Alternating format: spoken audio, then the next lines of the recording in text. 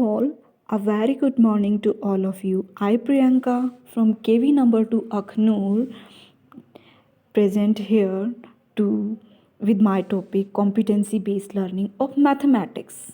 Here are my subtopics of the topic. But before moving towards the topic, I want to introduce the basic competencies of mathematics. जैसे कि कोई भी बच्चा होता है उसकी फिजिकल ग्रोथ के लिए विटामिन्स, कैल्शियम, प्रोटीन, इन सब चीज़ों की ज़रूरत होती है। तो ऐसे ही कोई भी सब्जेक्ट है उसकी नॉलेज के लिए, सब्जेक्ट के डेवलपमेंट के लिए हमें बच्चे की कॉम्पिटेंसीज़ को डेवलप कराना होता है, यानी कि उसके एरिया को वाइड कराना होता है। So there are 4 basic competencies of mathematics. First of all, the first competency is knowledge. That means कि हमें बच्चे की पहले previous knowledge check करनी है, whether it is this mathematics और हिंदी, इंग्लिश, कोई भी subject हो, हमें बच्चे की previous knowledge पहले check करनी है on that particular topic, ताकि हमें पता लगे कि what students know about that topic, ताकि हम उसको correlate करके आगे हम अपना topic start कर सकें, उसको introduce करवा सकें। Then the second one is understanding. Then हमारा जो टीचिंग लर्निंग प्रोसेस होता है, स्टार्ट करते हैं तो हमें ये पता होना चाहिए, हम ये असेस करना है कि बच्चे ने क्या लर्न किया, क्या गेन किया, ठीक है। दैट वन इज़ अंडरस्टैंडिंग, यानी कि बच्चा उसको कितना अंडरस्टैंड कर पा रहा है। Then the ability to compute, that means the basic operations of mathematics, यानी कि बच्चा उसको कैलकुलेट कैसे करता है, उसको कंप्यूट कैसे करता है, उसको ऑपरेट कैसे करता है। And the last one is problem solving aptitude. This is not about the writing और learning, this is about the implementation, यानी कि बच्चा जो गेन कर रहा है, जो अंडरस्टैंड कर रहा है, जो हमने जो उसको लर्न कराया, जो उसको हमने समझाया, टीच किया, पढ़ाया, वो बच्चा अपनी रियल लाइफ में, डे टू डे लाइफ में कितना इम्प्लीमेंट कर पा रहा है, कितना उसको अप्लाई कर रहा है। That is about problem solving aptitude. So this is all about the competencies of mathematics. So now moving towards the topic developing productive assessment. So हमें प्रोडक्टिव असेसमेंट से पहले हमें कुछ बेसिक कॉन्सेप्ट्स पता होने चाहिए। That is what is assessment, assessment क्या होती है, the basic concept what is assessment, assessment क्या होती है, असेसमेंट का पर्पज़ क्या होता है, हम क्यों असेसमेंट कराते हैं और कब कराते हैं, how do we assess math skills, math की स्किल्स को असेस कैसे करना है, मैथ असेसमेंट के टूल्स क्या होते हैं। जैसे कि 3 टूल्स होते हैं, assessment of for learning, assessment of learning and assessment as learning.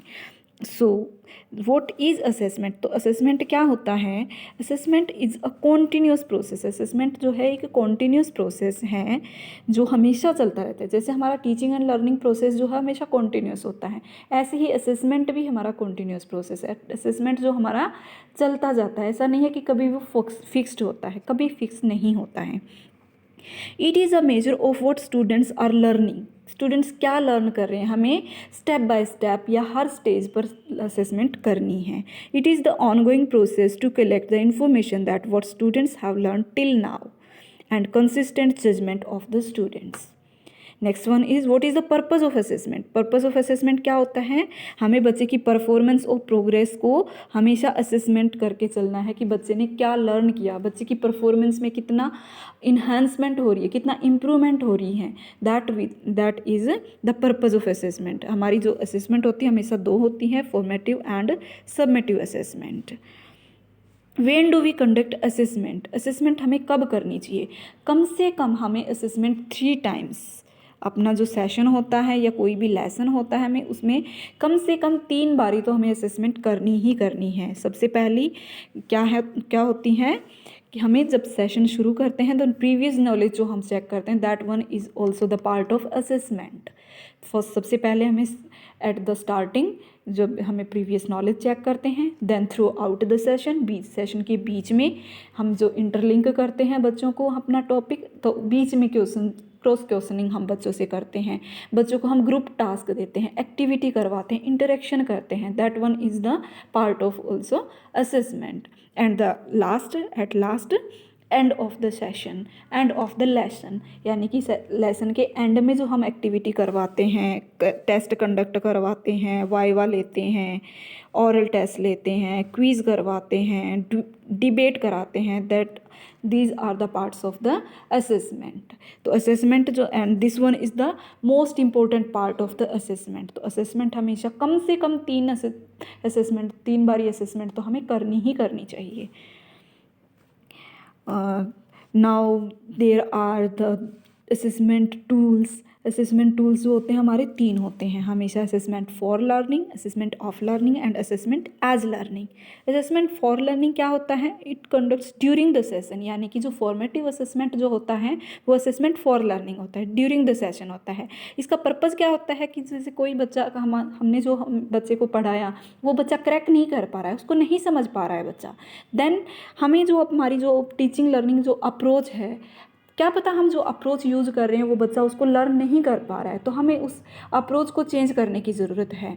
तो हमें उस असेसमेंट के दौरान ही पता लगेगा कि बच्चा, हम जो पढ़ा रहे हैं वो बच्चा क्रैक नहीं कर पा रहा है, तो हम उस अप्रोच को चेंज करेंगे, अपने उस मेथड को चेंज करेंगे। That one is the assessment for learning. And the assessment of learning, assessment of learning हमेशा होता है एंड ऑफ द सेशन, और उसमें हम पता करते हैं कि बच्चे ने अभी तक क्या सीखा। And this is called summative assessment. This one is called formative assessment and this one is called summative assessment. And assessment as learning क्या होता है? assessment as learning होता है कि बच्चा अपनी खुद की assessment करता है। बहुत से बच्चों को हमने देखा है कि बहुत से बच्चे कॉपी करते हैं, टीचर्स को कॉपी करते हैं, अपने पेरेंट्स को कॉपी करते हैं। दैट मीन्स वो असेस कर रहे हैं, अपने आप को असेस कर रहे हैं कि वो हमारे जैसा दिखते हैं या नहीं, कॉपी कर पाते हैं या नहीं, यानी कि बच्चा खुद को भी असेसमेंट करता है, पीयर ग्रुप बनाता है बच्चा, तो वो भी एक असेसमेंट का पार्ट है। सो this is all about the assessment. Now the next one is mathematical modelling. Mathematical modelling it's about the visions, visualisations. हम सबको पता है कि आंखों देखी हुई चीज़ें जो होती हैं हमें लॉन्ग टाइम तक याद रहती हैं, रदर देन हमने जो पढ़ी हुई चीज़ें हैं। तो हम मोस्टली हम ये कोशिश करते हैं कि हम जो पढ़ा रहे हैं उसका हम प्रैक्टिकली करके जो चीज़ें दिखाएं, बच्चे को डे टू डे लाइफ से रिलेट करें हम उसमें। जैसे कि mathematical modelling is a process that uses mathematics to represent, analysis, make predictions. यहाँ पर बच्चा अजम्पशंस करेगा और otherwise provide insight into the real world phenomena. बच्चे को हमेशा रियल वर्ल्ड के साथ कनेक्ट करके ही हमें कोई कॉन्सेप्ट पढ़ाना चाहिए या उसको इंट्रोड्यूस करवाना चाहिए, ताकि बच्चे को लॉन्ग टाइम तक याद रहे वो चीज़। It improve students creative and critical thinking, ताकि वो बच्चे को, अगर हम प्रैक्टिकली कोई चीज़ करके दिखाते हैं, कोई सिनेरियो दिखाते हैं, तो बच्चा उसमें क्रिटिकल थिंकिंग भी करता है, बच्चा अपना दिमाग लगाता है और उसमें अलग अलग टाइप के आंसर्स भी करता है, और वो चीज़ें बच्चे को लॉन्ग टाइम तक याद रहती हैं। जैसे यहाँ पर हम कुछ एग्जांपल्स उठा सकते हैं। जैसे मैंने कोई टॉपिक इंट्रोड्यूस करवाना है, जैसे फ्रैक्शन का कोई टॉपिक इंट्रोड्यूस करवाना है, देन मैं आई टेक चपाती से बच्चों को इंट्रोड्यूस करवा सकती हूँ। Then you have 4 friends, you all 4 have to share only 1 chapati. देन बच्चा एक चपाती के 4 टुकड़े करेगा और सारे फ्रेंड्स में उसको डिस्ट्रीब्यूट करेगा। Then I will introduce the concept of quarter. Then और भी कॉन्सेप्ट हम उठा सकते हैं, जैसे लैंड का, कुकीज़, चॉकलेट, पिज़्ज़ा। चॉकलेट और पिज़्ज़ा, जैसे चॉकलेट के अंदर बॉक्सेस बने होते हैं, हम उसको डिस्ट्रीब्यूट कर सकते हैं। What fraction you have eaten, what fractions are left. तो हम इससे भी हम कॉन्सेप्ट को पढ़ा सकते हैं। तो हम ये बेसिक चीज़ें हैं जो रियल लाइफ से रिलेटेड हैं, उनको अगर हम बच्चे को इंट्रोड्यूस करवाएंगे then it may more useful.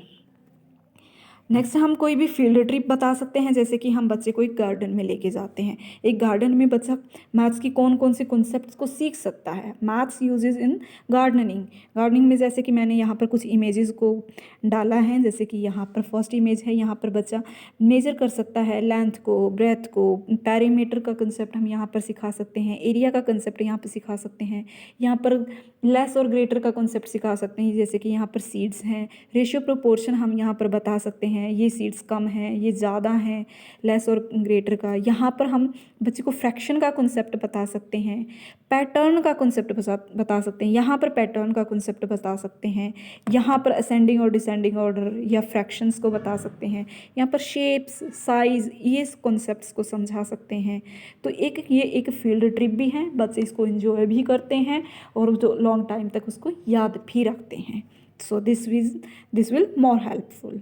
जितना हो सके हम अपने टॉपिक को रियल लाइफ से रिलेट करके पढ़ाएंगे तो वो बच्चे अच्छे से इंजॉय करेंगे। तो यहाँ पर हम इन टॉपिक्स को इंट्रोड्यूस कर सकते हैं, shape, size, time concept, fractions, measurement skills, that's all.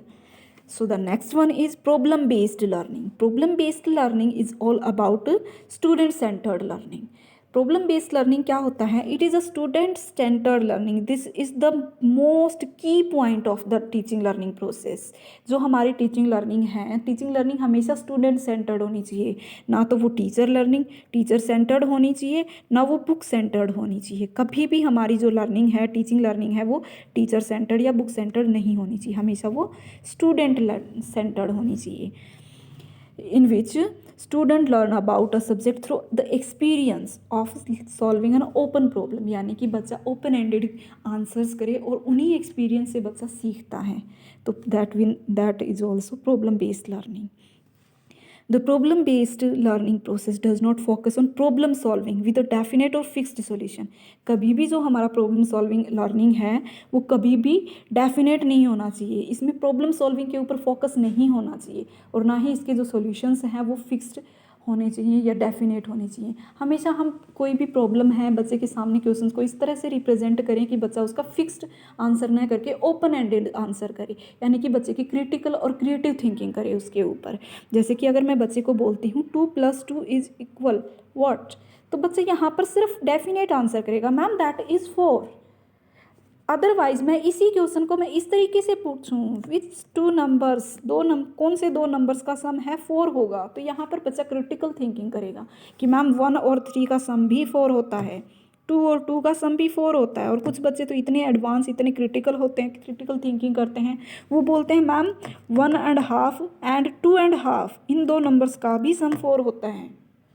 तो यहाँ पर बच्चा क्रिटिकल थिंकिंग कर रहा है. तो हमेशा हमने बच्चे को बाउंड नहीं करना है किसी भी एक फिक्स्ड और डेफिनेट आंसर के लिए. हमें यहाँ पर बच्चे को क्रिटिकल और क्रिएटिव थिंकिंग के लिए अपॉर्चुनिटीज़ देनी है. नेक्स्ट है यहाँ पर क्या है, the PPL students problem based learning student participation time should be maximum. Student का पार्टिसिपेशन मैक्सिमम होना चाहिए. ऐसा नहीं कि टीचर ही बोलता जा रहा है, बच्चों का इंटरेस्ट नहीं बन रहा है. स्टूडेंट्स पार्टिसिपेशन मस्ट है. There are open ended solutions and openness in approach and concepts. बच्चे जो भी अप्रोच को यूज़ करें, आंसर तक जाएं, अब डिफरेंट अप्रोचेस को, डिफरेंट कॉन्सेप्ट्स को यूज़ करें. दिस ये हमेशा हमारे लेक्चर में, हमारे टीचिंग लर्निंग प्रोसेस में होना चाहिए. जैसे कि यहाँ पर मैंने सबसे पहले एक एग्जाम्पल उठाया है, व्हाट डू यू ऑब्जर्व. यहाँ पर मैंने एक फ़ोटो लगाई है जिसमें बच्चों से मैं पूछती हूँ कि आप क्या सोचते हैं, क्या दिख रहा है आपको, व्हाट डू यू ऑब्जर्व, क्या ऑब्जर्व कर रहे हैं. तो बच्चा यहाँ पर बहुत से क्रिटिकल आंसर्स करता है. तो पॉसिबल आंसर्स बहुत सारे निकल के आते हैं. यहाँ पर कोई बच्चा बोलता है मैम ये स्किप काउंटिंग है, कोई बच्चा बोलता है मैम 0 से लेकर 100 तक लिखा हुआ है, कोई बच्चा बोलता है 10 का डिफरेंस है, कोई बच्चा बोलेगा असेंडिंग और डिसेंडिंग ऑर्डर में नंबर लिखे हुए हैं, कोई बोलेगा नंबर पैटर्न बना हुआ है. तो there are so many different answers from the students. तो यहाँ पर बच्चे की क्रिटिकल थिंकिंग डेवलप होती है. तो इसके मैंने बहुत सारे एग्जांपल्स यहाँ पर लिए हैं. जैसे कि कोर क्वेश्चंस पूछती है मैं बेटे 32 यहाँ पर इस स्केल पर मेजरमेंट पर कहाँ आएगा. तो कोई बच्चा बोलेगा मैम राइट टू 30 के बिल्कुल राइट में आएगा, कोई बच्चा बोलेगा मैम 40 के लेफ्ट में आएगा, कोई बोलेगा 30 और 40 के बीच में आएगा. So there are so many answers. Next है जैसे इसी के मैंने क्रिएटिव और critical thinking open ended solutions के कुछ क्वेश्चंस दिए हैं. जैसे यहाँ पर मैं किसी क्वेश्चन को फिक्स कर देती हूँ, 77 + 39 क्या होगा, व्हाट इज़ इट्स आंसर. तो यहाँ पर ये फिक्स हो गया है. इसको हम डेफिनेट ना करके इसको हम इस तरीके से पूछें कि ये क्वेश्चन है बेटे what are the possible ways to calculate it. तो इसको कैलकुलेट करने के कितने तरीके होंगे, then this is the open ended solutions, open ended answers we got. तो हमने अपने क्वेश्चंस को इस तरीके से रिप्रेजेंट करना है।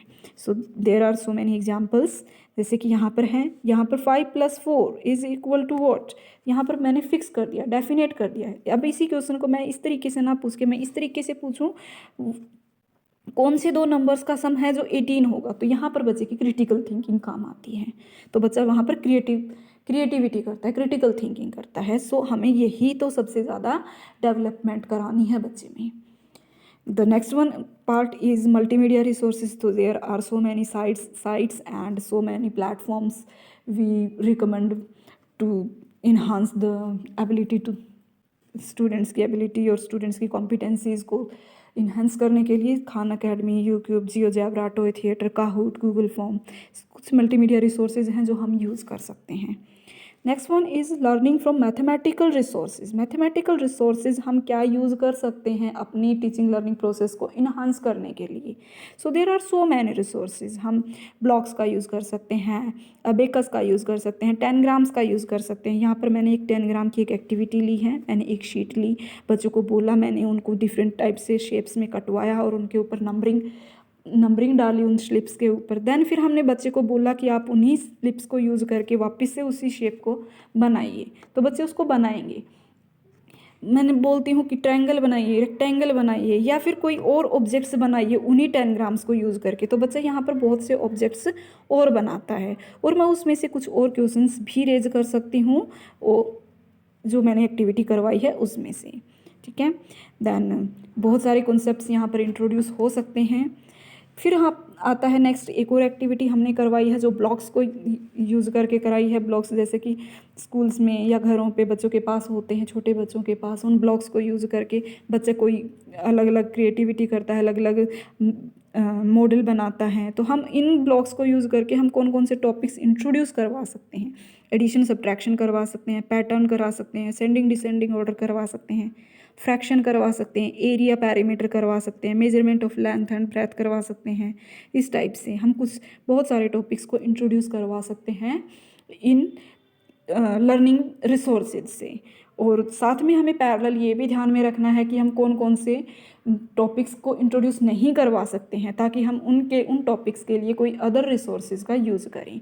तो कुछ टॉपिक्स हैं जैसे इन ब्लॉक्स का यूज़ करके हम ये वाले टॉपिक्स नहीं पढ़ा सकते, कैलेंडर का कॉन्सेप्ट हम नहीं पढ़ा सकते हैं, मनी का नहीं पढ़ा सकते हैं, टाइम का, कन्वर्जन ऑफ यूनिट्स, एरिया नहीं पढ़ा सकते हैं, एंगल्स की मेजरमेंट नहीं पढ़ा सकते हैं। तो कुछ टॉपिक्स होते हैं जो हम उस पर्टिकुलर रिसोर्स को यूज़ करके नहीं पढ़ा सकते हैं, तो हम उन टॉपिक्स के लिए कुछ अदर रिसोर्सेज का यूज़ करें ताकि हमारा जो टीचिंग लर्निंग मेथड है, अप्रोचेज हैं, वो ज़्यादा बेनिफिशियल हों to the students. So this is all about my workshop CBL on mathematics. Thank you.